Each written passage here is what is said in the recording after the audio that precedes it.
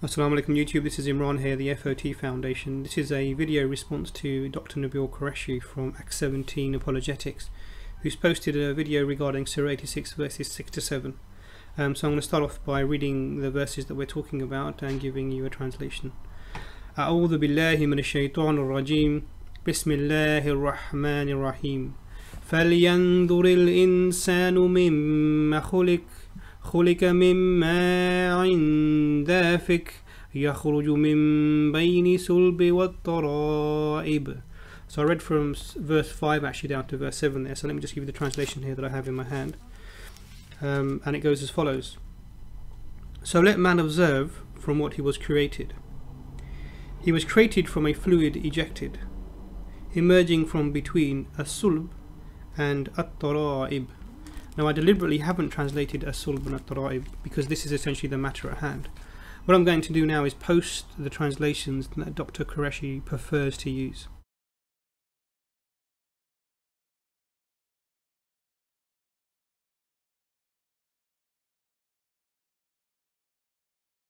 So Dr. Qureshi puts forward a summary of his arguments, and essentially what he's saying is that these verses refer to sperm production from being from between the back of bone of a man and the ribs of a man, and he said this is scientifically inaccurate.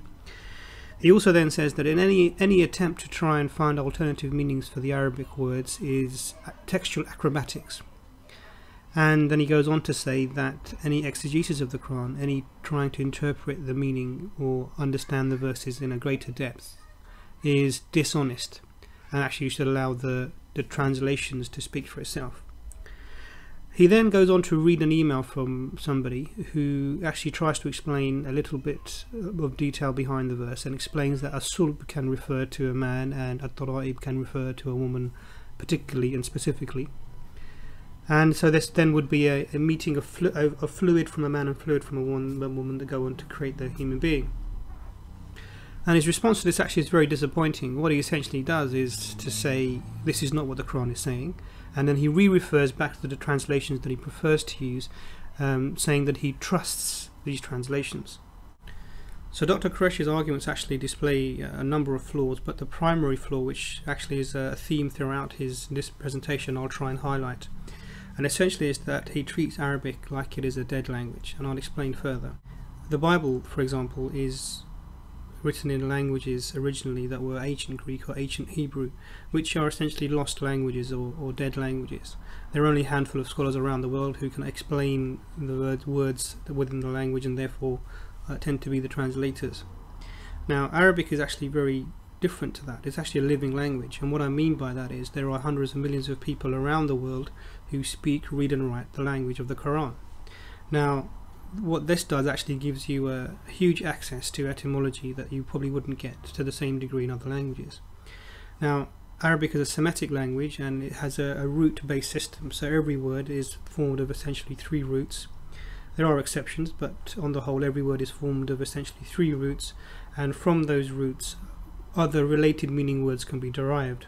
So this is not turning the word night into day or the word black into white, but what this is to take known, related and accepted meanings for an Arabic word and using them in your translations to provide a meaning that's closer to the context and also closer to the knowledge that one has at the time.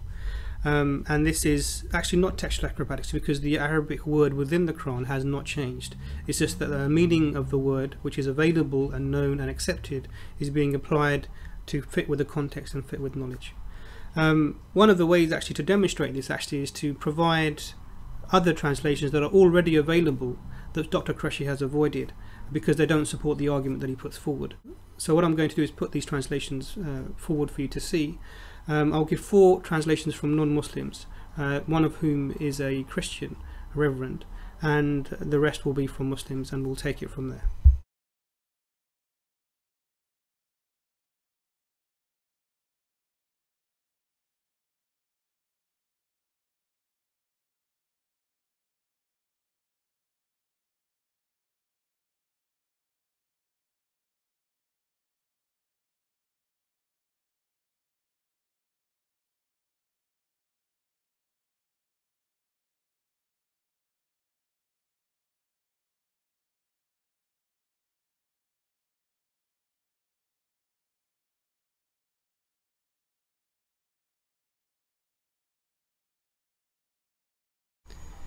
So it becomes blatantly obvious actually that Dr. Qureshi's reliance upon the clear and obvious translations of Shaka and Yusuf Ali is a little bit disingenuous when we have all of these other translations that are already available which don't support his argument. In fact, as-sulb here is translated unanimously by all of these translators, including the four non-Muslims, as loins. And interestingly actually, the Muhammad Asad translation, which is the last one that I posted, separates the verse 7 into as-sulb as being masculine and at-taraib as being feminine, and even more interestingly actually translate at-taraib as being the pelvic arch of the woman. Now, the fact that these other translations are available and they don't support the argument that Dr. Qureshi puts forward is sufficient to put his reliance upon Shakir and Yusuf Ali translation as being disingenuous, as I mentioned. But actually I want to build the case a little bit further. What I would like to show is that the translations that I have cited and the meanings put forward by some of these other translations are valid, known and accepted meanings for the words that are in the Quran. So here we have the Handswear Dictionary of Modern Written Arabic. This is the 3rd edition from 1976. So this is page 521, and we have the root that we're looking for, the Sad Lam Ba, Saluba. The exact phrase that we're looking for is sulb, and here we have the same root as I mentioned, but actually in the form of sulb there.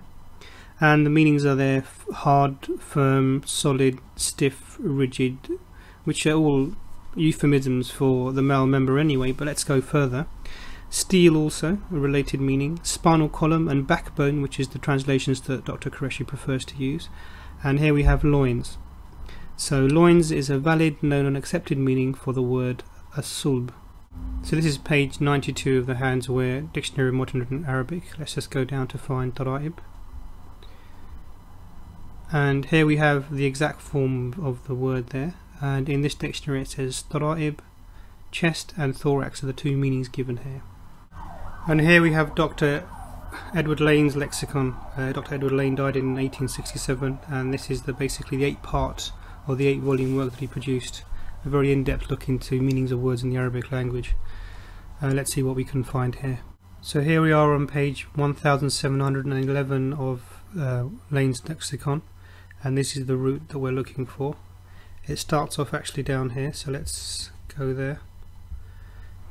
And just generally talking about it, it says that this is said of a thing and of a man, so we have a reference here to it being towards a man. It and he was or became hard, firm, rigid, stiff, tough, strong, robust, sturdy and hardy. Well, we can see some of the euphemisms there for the male member, but let's actually look a little bit further. So here we are on page 1712 of Lane's lexicon, again dealing with the same root as before, and we see again the similar meanings repeated. This is actually very close to the form we're looking for, sulbun, hard, firm, rigid, stiff, tough and strong. In fact, exactly the same meanings with this particular word. And let's go specifically to the area that we're looking for and the meanings that are available for that. So here we have an example of the word backbone, and this is what it says about it. The backbone, i.e. the bone extended from the qahil, or the base of the neck, to the, let's try and find the other end of this,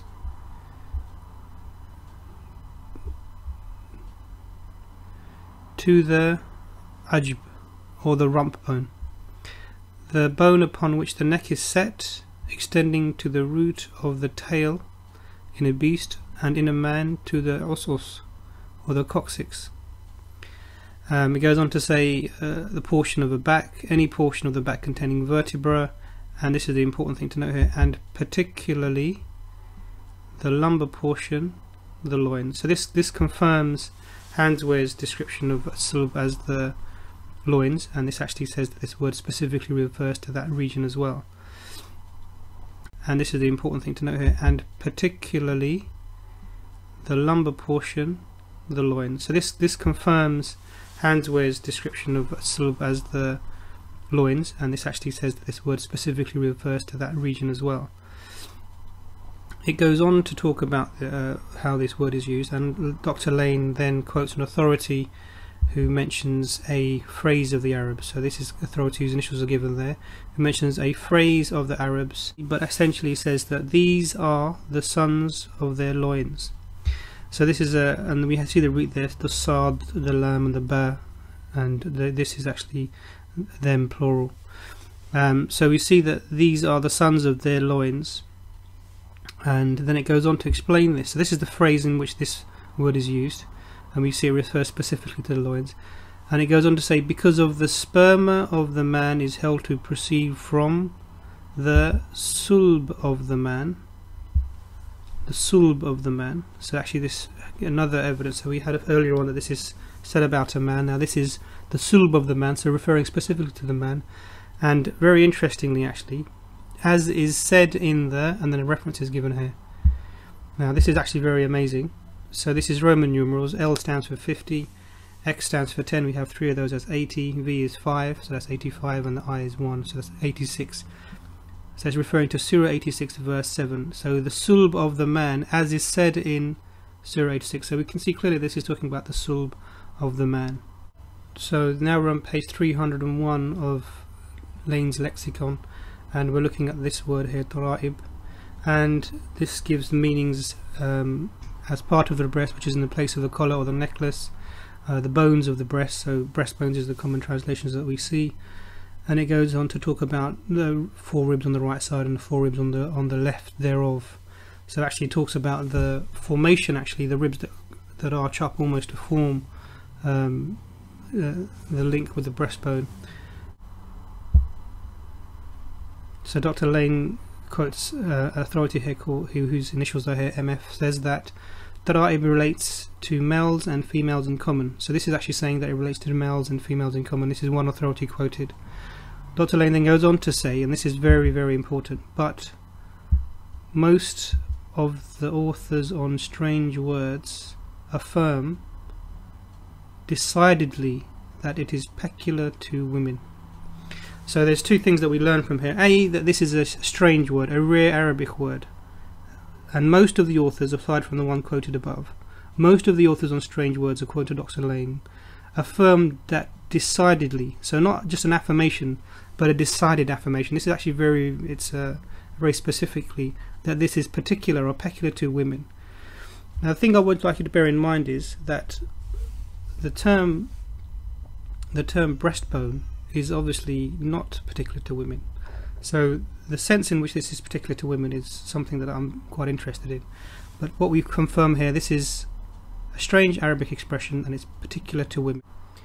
So what I've demonstrated here is that as-sulb is referring to loins, as in the phrase these are the sons of their loins, as was given in the Lane's lexicon, and is specific to the man. And at-tara'ib is a rare Arabic expression, a strange Arabic word, which most authorities say is particular to women and is descriptive of the breastbones or the ribs.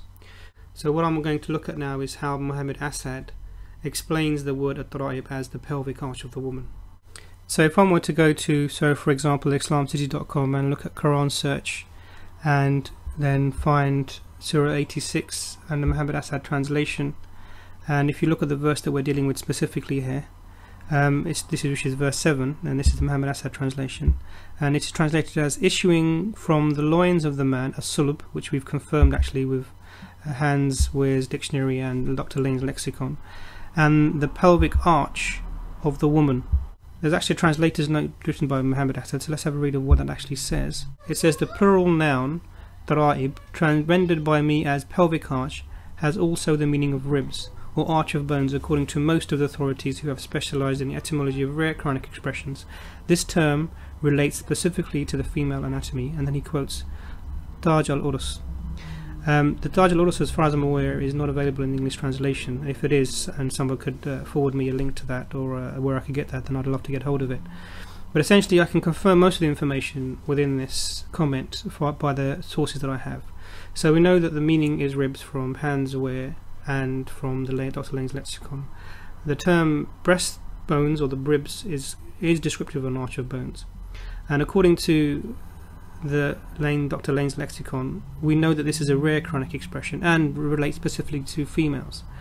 So I have no issues with accepting actually that this is the pelvic arch, unless someone can demonstrate to me actually that this is incorrect. I have no reason to doubt that it is correct. So in response to Dr. Qureshi, what I would say is that I've demonstrated by using known and established meanings of the word as-sulb and at-tara'ib that these verses are talking about a fluid that gushes forth between as-sulb, the loins of the man, and this would be referring to the semen, and the at-tara'ib, the pelvic arch of the woman, which would be referring to the ovum, which is surrounded by the follicular fluid. So actually your case for scientific inaccuracy actually is deficient. Now, have I then turned a potentially miraculous statement into an obvious statement? Then I think you'd have to look at when the ovum and the follicular fluid were discovered, and I think you'd find that actually this was quite recent as opposed to when Muhammad, peace be upon him, was around. What I'd like to do now actually is that apply Dr. Qureshi's understanding of the verse as being specifically referring to the man only, and apply his preferred translations of Shakir and Yusuf Ali, and demonstrate actually even these, with this understanding, are not incorrect. Okay, so here we have a sagittal view of the male pelvis, the lower half of it anyway, and if we apply Dr. Qureshi's understanding of the verse, we have the coccyx, which is the lower end of the spine, the athulb, and the ribs, the at-tara'ib, would be somewhere above this region. So anywhere between athulb and at-tara'ib would be where the emission the Quran is talking about it would be coming from. Now most people, from what I've read on some of the comments left on Dr. Qureshi's video blog, think that the ejaculate comes from the testes. This of course is incorrect. The testes simply produce the sperm, which only form about 1 or 2% of the final volume of the semen that's ejaculated anyway, so this is not correct. The sperm then is moved up around the bladder, actually the rest via the vas deferens, and the rest of the vas deferens actually isn't drawn on here, is moved up around the bladder into the seminal vesicles. The remaining volume, the 95 to 98% of the semen volume, is produced from the seminal vesicles and actually the prostrate as well. And we have the Cowper gland, which isn't actually labelled in this diagram, which also releases some mucus into the urethra there as well. So what happens is that the semen is released along the ejaculatory duct and out through the urethra. And this, where is this released from? Between athulb, the coccyx, and at-tara'ib, the ribs, according to the translations that Dr. Qureshi uses. So what I've demonstrated actually is that even using Dr. Qureshi's preferred translations, and if you apply those translations to the anatomy in a fair manner, then you realize actually these verses are still scientifically accurate. However, any look at the verses in much more detail, ignoring the false premise of the textual acrobatics that Dr. Qureshi put forward in his presentation, you get revealed much more specific information of a scientific nature. Assalamu alaikum, YouTube. Bismillahir Rahmanir Rahim. والسماء والطارق وما أدراك ما الطارق النجم الثاقب إن كل نفس لما عليها حافظ فلينظر الإنسان مما خلق من ماء دافق يخرج من بين الصلب والترائب إنه على رجعه لقادر يوم تبلى السرائر فما له من قوة ولا ناصر والسماء ذات الرجع والأرض ذات الصدع إنه لقول فصل وما هو بالهزل إنهم يكيدون كيدا وأكيد كيدا فمهل الكافرين أمهلهم رويدا.